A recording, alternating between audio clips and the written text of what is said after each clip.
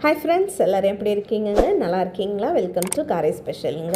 Please subscribe my channel. நாம் இன்றைக்கி பார்க்க போகிறது கிளாசிக்கல் சிக்கன் கிரேவி. வாங்க எப்படி செய்கிறதுன்னு பார்க்கலாம். அடுப்பில் வானலை வச்சு ஒரு 3-4 தேக்கரண்டி எண்ணெய் ஊற்றிக்கோங்க. எண்ணெய் ஊற்றிட்டு அதுக்கு 4 துண்டு பட்டை, பெருஞ்சீரகம், பிரிஞ்சி லீஃபு, இடித்து வச்சுருக்க பூண்டு 4 to 5 பூண்டு இடித்து வச்சுருக்கேன், அதையும் சேர்த்துக்கலாம். சேர்த்துட்டு இப்போ நமக்கு கருவேப்பிலையும் போட்டு 2 வதக்கிடலாம். கருவேப்பிலையும் போட்டு வதக்கிட்டு இப்போ நம்ம வெங்காயத்தை போடலாம். நான் 6 வெங்காயத்தை நீல வாக்கில் வெட்டி வச்சுருக்கேன், அதையும் போட்டு நல்லா வதக்கிக்கலாம். வாங்க. வெங்காயம் போட்டுட்டு நான் கல் உப்பையும் சேர்த்துருக்கேன். இப்போ போட்டு நல்லா கண்ணாடி பதம் வர வரைக்கும் நல்லா வதக்கிக்கலாங்க. இந்த வெங்காயம் வதக்கிறதுல தான் இருக்குது இதனுடைய டேஸ்ட்டே.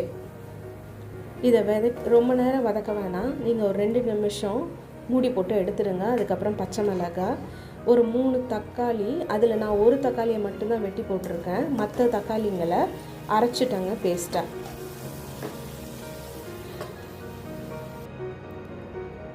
மூடி போட்டு எடுத்தோம்னா எப்படி இருக்குது பாருங்கள். இப்போ நம்ம இதுக்கு தேவையான மசாலாலாம் என்னென்னு போட்டுடலாம்.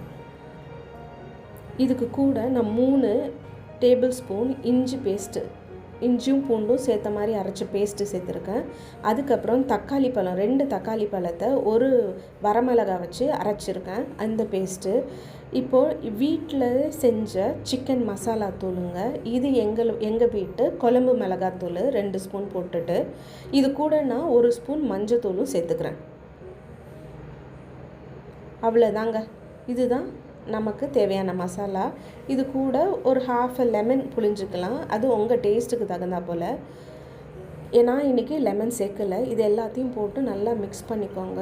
மிக்ஸ் பண்ணிங்கன்னா இந்த போல் ஆகிடுங்க. இதை இப்படியே கூட சப்பாத்திக்கு வச்சு சாப்பிட்டா அவ்வளோ ஒரு டேஸ்ட்டாக இருக்கும். இப்போ நான் இதெல்லாம் ஒன்று சேர்ந்ததுக்கப்புறம் நான் எடுத்து வச்சுருக்க சிக்கனை ஒன்று ஒன்றா சேர்த்துக்கிறேன். இப்போ சிக்கனை எல்லாத்தையும் சேர்த்தாச்சு. சேர்த்ததுக்கப்புறம் இதை நல்லா வதக்கிக்கலாம். வாங்க.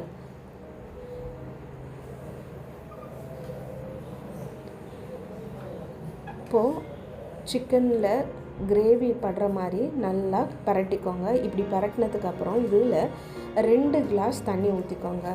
இந்த சிக்கன் கிரேவிங்க நீங்கள் சப்பாத்திக்கோ இல்லை தோசைக்கு இல்லை சாதத்துக்கு எதில் போட்டு சாப்பிட்டாலுமே அல்டிமேட்டாக இருக்குங்க. Must try. தேங்க்யூ ஃப்ரெண்ட்ஸ் வாட்சிங் this video. Please subscribe my video.